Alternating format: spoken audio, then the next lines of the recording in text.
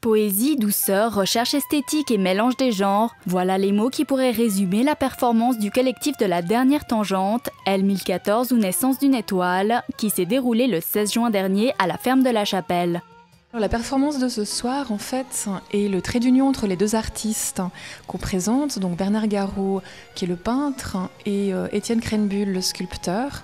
Parce qu'il faut savoir que Bernard Garot a aussi fondé avec d'autres artistes un collectif qui s'appelle le collectif de la dernière tangente, avec lequel il fait des performances.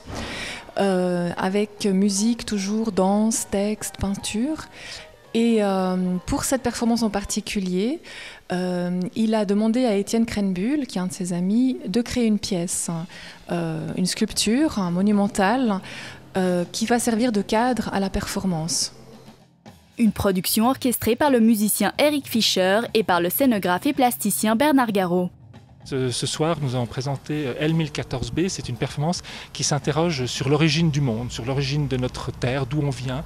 Le CERN, qui est à quelques kilomètres d'ici, prétend qu'ils se sont rapprochés à 20 secondes du Big Bang. Et moi, en tant qu'artiste, j'aime imaginer que je sais encore mieux qu'eux, je sais ce qui se passe avant les 20 secondes. La création est de faire imaginer au spectateur qu'est-ce qui se passe avant. Est-ce que c'est un endroit paradisiaque? C'est pour ça que j'avais inventé une sculpture qui laisse rêver, qui laisse rêveur, qui bouge, qui flotte, qui est en suspension. Et voilà, et des lumières fluorescentes, etc., qui apparaissent la nuit alors que normalement on regarde une peinture de jour. Donc j'aime bien amener le spectateur dans un rêve, dans un imaginaire lié à une performance et dans une sculpture.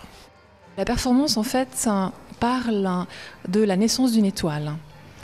Et à travers la naissance d'une étoile, en fait, ça parle également de la naissance d'une œuvre d'art, d'où la peinture qui fait sens, la danse qui va mimer vraiment le début d'un univers. Donc on retrouve aussi du coup les thématiques d'Étienne Krenbuhl avec le Big Bang, l'origine de la matière, le métal, etc. Donc c'est vraiment une performance qui est globale.